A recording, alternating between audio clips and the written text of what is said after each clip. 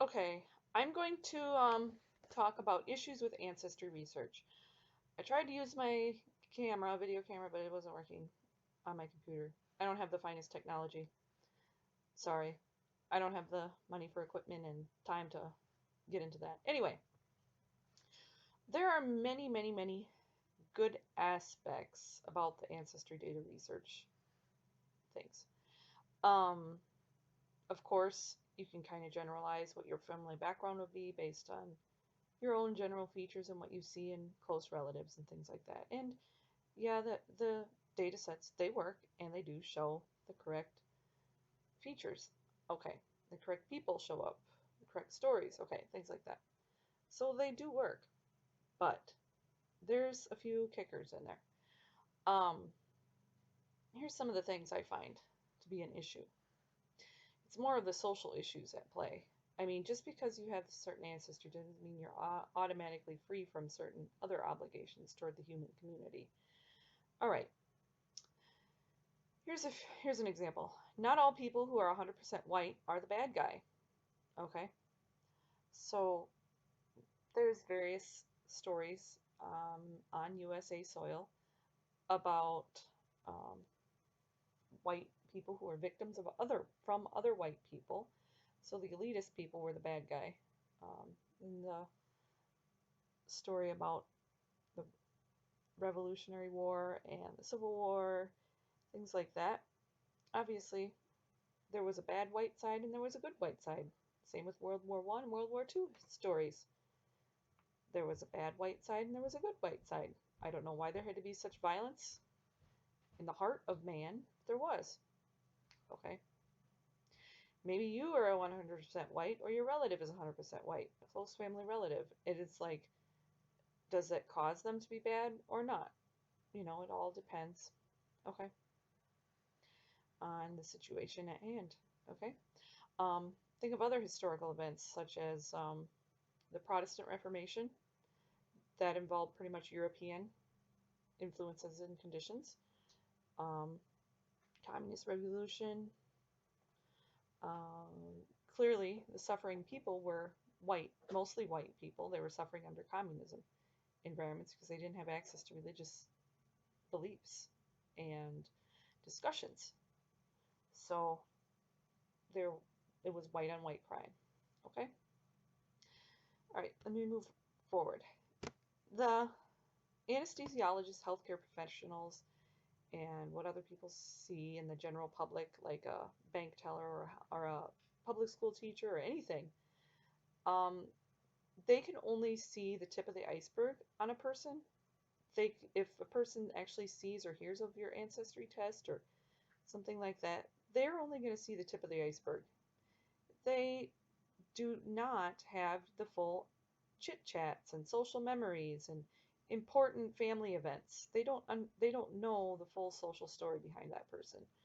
So the ancestry test is not going to show you every um, heart change people have when so and so overcomes, something in their personal life, such as you forgot to um, go to your grandmother's birthday because you thought that was it was more important to get into a good career, and it's like, oh no, your grandmother was more important. So the the ancestry tests are not going to show you those social things, the little things that matter, um, and who in the community that you're related to.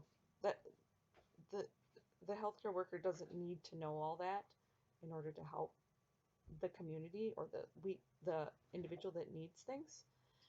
Um, but you know that you're a social being. So um, anyway, so think about how you treat people in your community. Just kind of a heads up that those ancestry things will allow you to discuss things between cousins, and it could turn out that um, you are related to so and so, and you've got to think about how you treated some of the little people in your community and how you treat some of the more local celebs. Okay, treat them well. Anyway, next, the bad guy on the other side maybe there could be a bad guy among the cousins on the family tree chart. You know that your own um, in-law or somebody that you're doing this research on has bad situations going on. You have the same features, or you can have different features sometimes. You can have, like some people could have more African features, and another one could have more Asian features, whatever. There could be a bad guy in there somewhere. We don't know. I don't know. So these ancestry things do not tell us those things. All right, here's another one. Um, some white people features are victim groups in our historical past. So if somebody in the family tree or yourself or something has like Ashkenazi or Levant background, or maybe they were gypsies or they were part of communist, they were victims of communist Russia or something like that. So sometimes there's white people who were victims. They were not a part of the oppressor group. So you cannot claim that all white people are bad people based on ancestry charts. It's not, it doesn't work that way. And yeah. Okay. And you can't claim that white culture is perfect through those ancestry charts either. So, okay.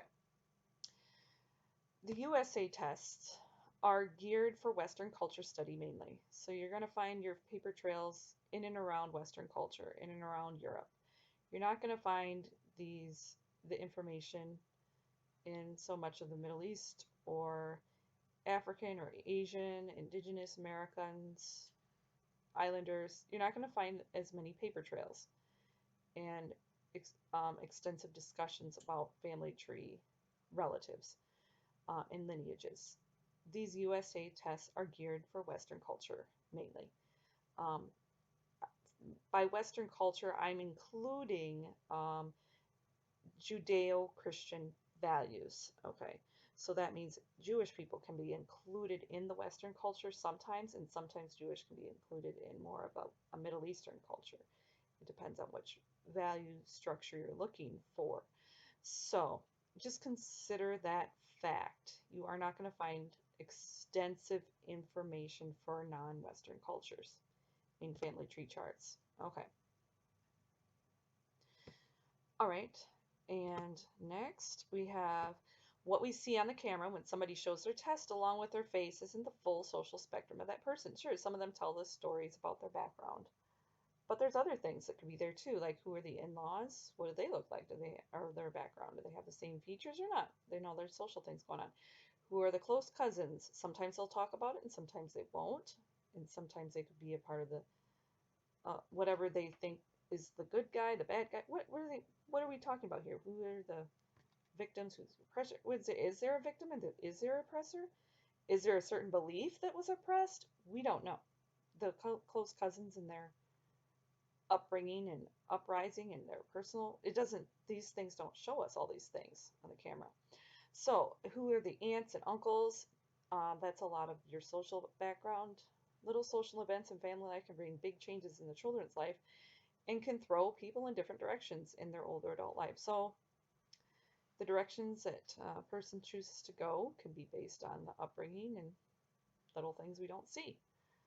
Okay, on an adult that's showing their background. Okay.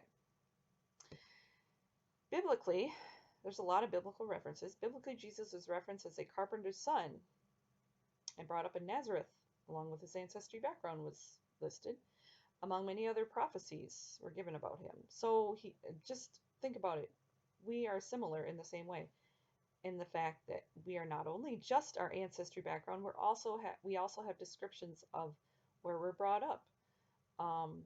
Whose son or daughter are we? Okay. So our full personhood is not just ancestry data, though it's a big influence, just like in Jesus. The full personhood is not just ancestry data.